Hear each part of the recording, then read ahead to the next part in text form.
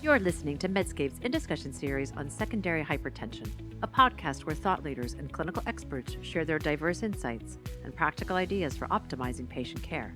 This series is hosted by Dr. Marwah Abdalla. Dr. Abdalla is a cardiologist, cardiac intensivist, educator, and scientist with expertise in hypertension, sleep, and cardiovascular health.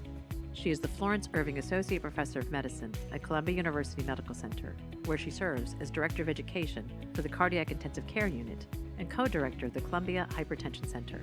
She served on the writing committee for the 2025 American Heart Association, American College of Cardiology, Multi-Society High Blood Pressure Guideline. Relevant disclosures can be found with the episode show notes on medscape.com or the Medscape app. The topics and discussions are planned, produced, and reviewed independently of advertisers. This podcast is intended only for U.S. healthcare professionals. Hello, I'm Dr. Marwah Abdalla. Welcome to the Medscape In Discussion podcast series on secondary hypertension, an important and often under-recognized contributor to high blood pressure. Recognizing when hypertension has an underlying cause can change how patients are evaluated, managed, and ultimately their overall risk. In this episode, we'll talk about when clinicians should suspect a secondary cause and how to approach evaluation in everyday practice. First, let me introduce my guest, Dr. Sandra Taylor. Dr. Taylor is a professor of medicine at the Mayo Clinic, where she is a staff consultant in the Division of Nephrology and Hypertension and in the William von Liebig Center for Transplantation and Clinical Regeneration. Welcome to the Medscape In Discussion Secondary Hypertension podcast. Thank you. Thanks for having me. So, to start us off, in everyday practice, secondary hypertension is often something clinicians think about later, usually once blood pressure becomes difficult to control. In your opinion, at what point should clinicians pause and suspect that there may be a secondary cause of hypertension? I think about secondary hypertension from the first time I meet the patient. And probably that's because I'm in a subspecialty area, but I think there are things that the clinician can do right away that will help to open this possibility. So during the history, the physical exam, and looking at the labs that I have available and what I might want to order, I'm thinking about, could there be a secondary cause? But in particular, I'd say a young person. So somebody who's under 30, we do see primary hypertension a lot, and it probably will be that. But it's worth thinking about another cause. Certainly, somebody with onset in their teens that will come to you in 20 and say, well, I've had high blood pressure for a number of years. Think about a secondary cause. And then I think about people that have been controlled, but they're not controlled currently, and why? And could they have developed a secondary cause in addition to their primary hypertension that leads to this more severe high blood pressure? Once clinicians start to suspect a secondary cause, as you mentioned, the history often provides some of the most important clues. What symptoms or clinical features should really prompt clinicians to think more seriously about secondary hypertension? I'll ask about snoring. Does the patient snore? If there's somebody with them and they sleep in the same room, are they aware of snoring and apnea? Does the patient stop breathing in their sleep? And sometimes they've already moved to a different room because of the snoring and the apnea. So that's pretty telling. I'll ask about any history of hypokalemia, actually, if they've had low potassium measurements. It's interesting that primary aldosteronism is supposed to be sort of asymptomatic, but often these individuals feel fatigued. They may have muscle aching or cramping. They're often thirsty. And so they're just not well. And sometimes you'll pick that up. Urinary frequency can be a symptom of chronic kidney disease, poor ability to concentrate the urine, polyuria, so to speak, or it could be somebody with prostatism and outlet obstruction that then has kind of overflow urinary frequency. Hyperthyroidism, I think most people might pick up, weight loss, palpitations, but it's certainly worth thinking about. And then, of course, The patient with headaches, palpitations, sweats, very labile blood pressure, you would think about pheochromocytoma, but that is so often screened for and so rare. I think it's worth doing a screening once, but not to keep going back to that. And so, as a follow up, when you're questioning patients, we often forget about over the counter medications or herbal supplements that may contribute to high blood pressure.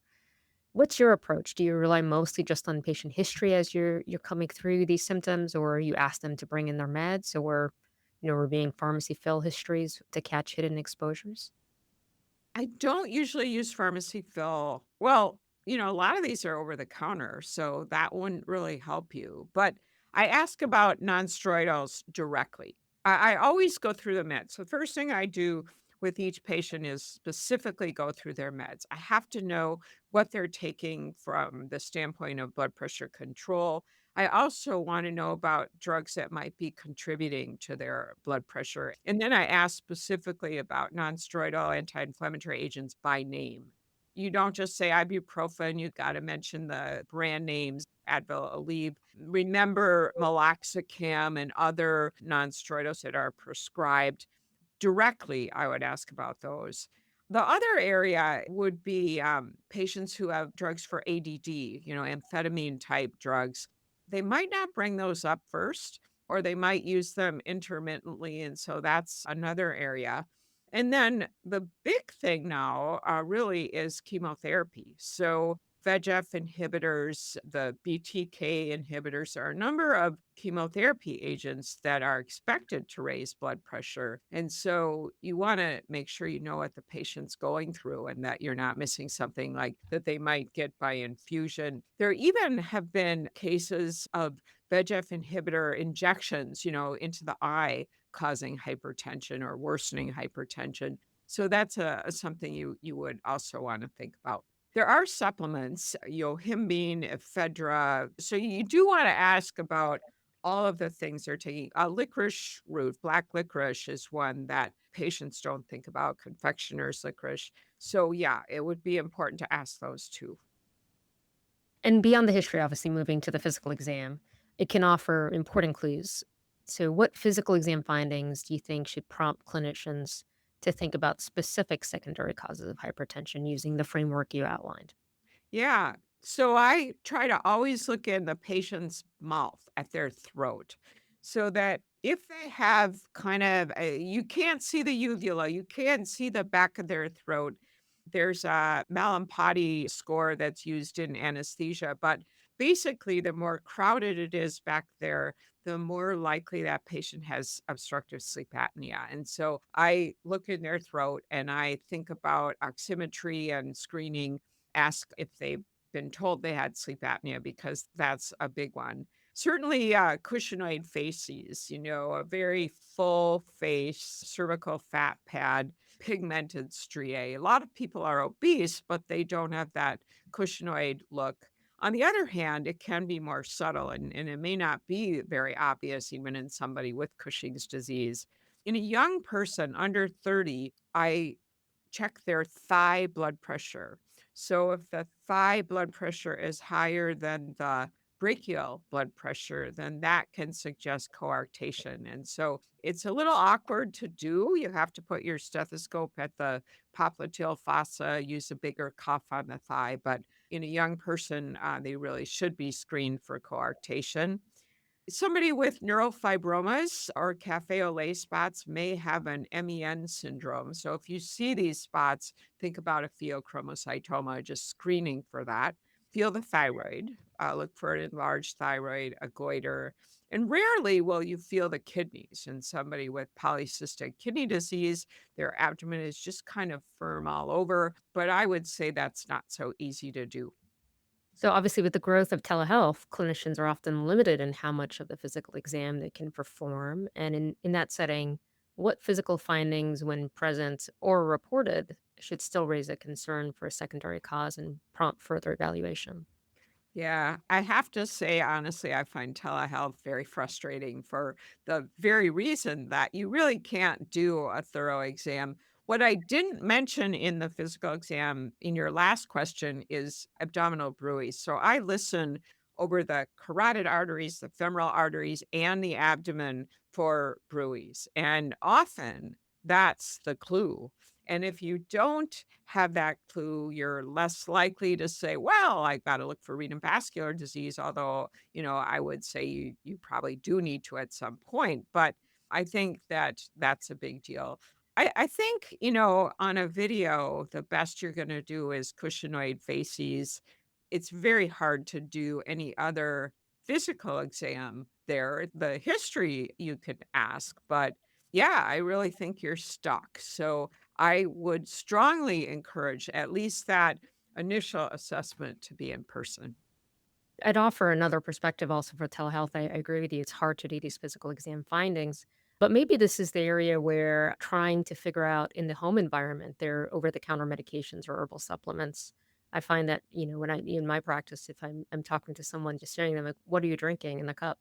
We're potentially bringing whatever they are using so that they could show on the video might be another way to augment, because I agree with you, the physical exam might be very tough in the telehealth, but may provide another opportunity to take some time to figure this out. Yeah, it's difficult though, and Yep. yeah, they might not have their supplements with them, so you might get more information if they show you the bottle or read it to you. But yeah, I just think that telehealth is not a great option in this setting, the initial assessment of somebody for secondary causes. Yep. I agree with you. Yeah. Yeah. In person's great. Okay, so once clinicians start to suspect a secondary cause, obviously the next challenge is deciding how to evaluate patients efficiently without overtesting or delaying care. What's a practical real world diagnostic strategy look like for a busy clinician who may only have 15 to 20 minutes? Yeah. Well, that 15 to 20 minutes is very much a challenge. All of these patients being evaluated for hypertension, even primary hypertension, deserve certain tests to be done at the start and probably annually. That would be a complete blood count, electrolytes, including BUN and creatinine, and estimated GFR, and a urinalysis. Thyroid function, sensitive TSH should certainly be checked. And then I would suggest thinking about doing a plasma aldosterone and renin at that initial assessment, especially if they're not controlled, because we are under detecting primary aldosteronism. And if that screen is abnormal, then that could really redirect where you go.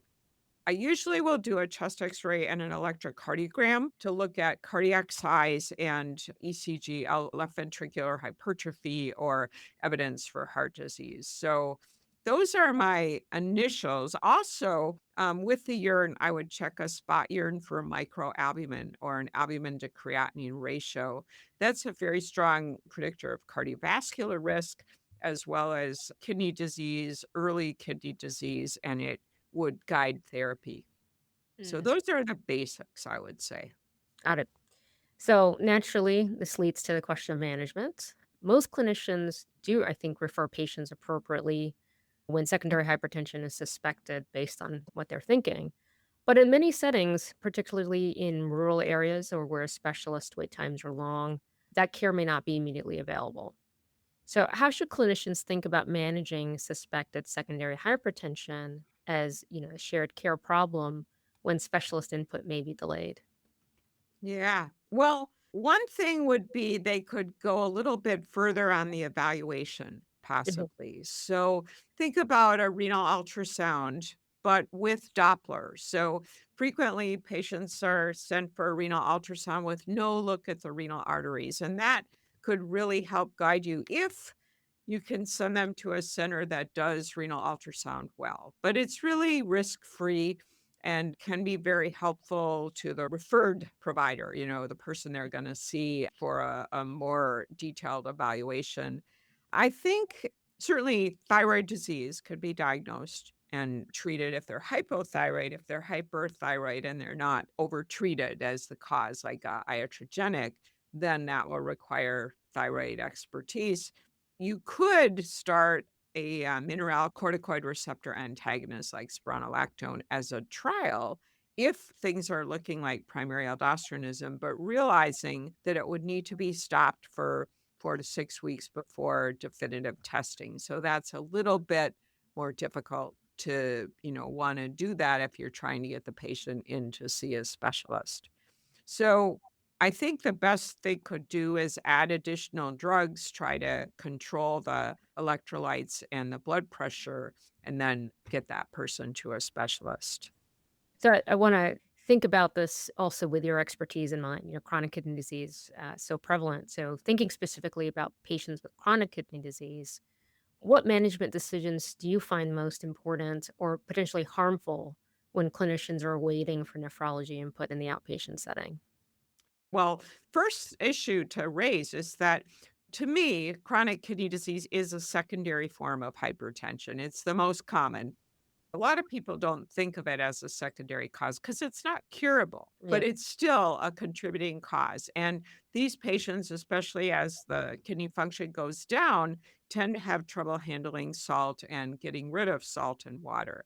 So, one of the things that happens is that a patient is started on an ACE inhibitor or an angiotensin receptor blocker, their creatinine goes up. And I think most clinicians know that it may go up as much as 30%.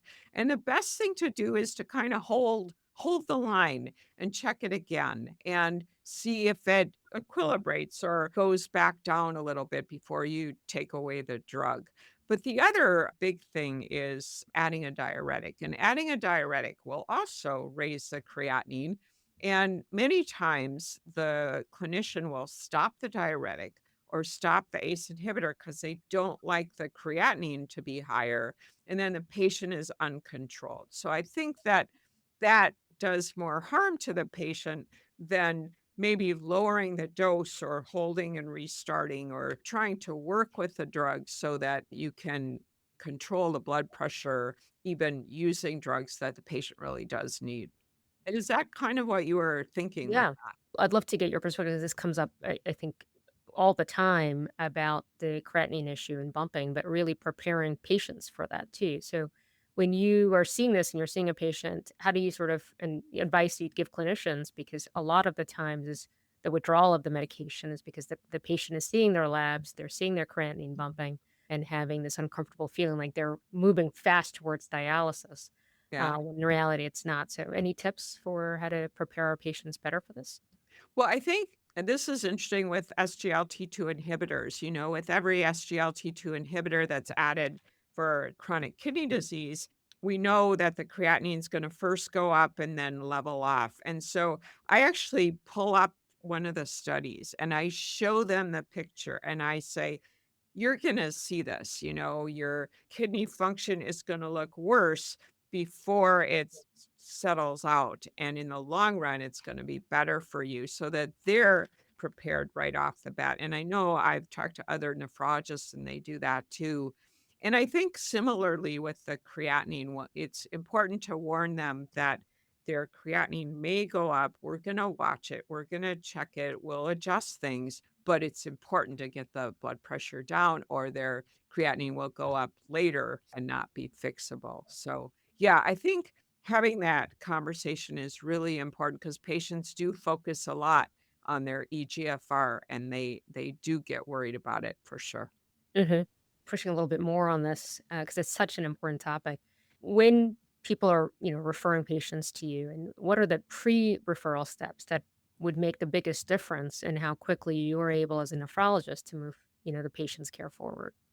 So one would be not to have them on a mineralocorticoid receptor antagonist. Yeah. Even after I mentioned starting them, I worry a little bit because then I'll need to stop it to really do a good evaluation. To look at the over the counter, if they can take away some of the over the counter medication or supplement issues, that would be good. I spend a lot of time on lifestyle and diet. And so some of that education, I think, could be done before they get to me. Home blood pressure measurements are really helpful. So, you need to think about white coat hypertension, masked hypertension. And so it's very helpful if the patient has a machine, if they check their blood pressure, bring those in even to show me what it's been doing at home, not just in the office. And blood pressure technique is really important there.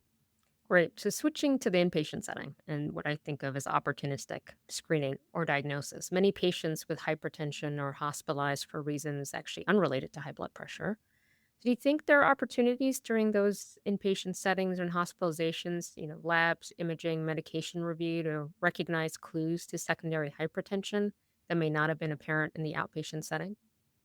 I disagree a little bit. I don't think the hospital setting is ideal Mm, for the evaluation. I think there are things like nocturnal hypertension, blood pressure spikes, sleep apnea could easily be detected. They're even having their oxygen monitored and they desaturate at night. That might be something that you wouldn't otherwise know. There's a lot of imaging that goes on. So mm, I think there may be some incidental imaging of the kidneys, the renal arteries, adrenal masses that comes up. But I think ultimately the definitive workup would probably be as an outpatient for mhm, most of those people. So, yeah, I think you can miss things. One of the classics is severe blood pressure lability and spikes in blood pressure with the induction of anesthesia as a sign of pheochromocytoma. And so then they stop the surgery, they don't do it. And that should immediately trigger, could this person have a pheo? And that's it's not a common problem, but that's a common presentation of an uncommon problem would be severe blood pressure with anesthesia induction. Flash pulmonary edema is another one, somebody that kinda goes into pulmonary edema, suddenly and comes out of it suddenly, and their heart's otherwise doing okay. It could be bilateral renal artery disease. So that's something that if you're thinking about it in the hospital, you may pick it up. Yeah, those are all fantastic tips. I could bring my perspective as a cardiologist. We do a lot of EKGs, and obviously now there's a lot of AI ECG based frameworks, and I often see if someone's coming in through the ED, coming in for something unrelated, an ECG gets checked, or they get hospitalized and an echo gets done, and we miss the fact that they have LVH already, so signs Yeah. of target organ damage in the absence of really putting the whole picture together. So for me, I feel like there might be subtle clues that come out. And I totally agree with you that the definitive diagnosis really should be done in the outpatient setting. But thinking through some of these things early on, or at least putting it in the discharge summary for the patient's provider at the other end to say, maybe I should be thinking about this, as they recover and transition to the outpatient world. Yeah, hopefully they read that, Yeah. and get that information, and Yeah. probably be good to tell the patient too that there are some things that need more evaluation. And it's interesting because you're looking at it from the cardiology standpoint with echo, which is something we don't always get. So yeah, I think that LVH will be picked up more on echo. Obviously, when it's on an electrocardiogram, it's quite advanced. And so the echo findings may be telling. Yeah. Yeah. Well, fantastic, Dr. Taylor. It's been a privilege and a pleasure. Thank you so much for joining us. But before we close, are there any additional points regarding secondary hypertension you'd want to emphasize for clinicians? I think it's important to think about it.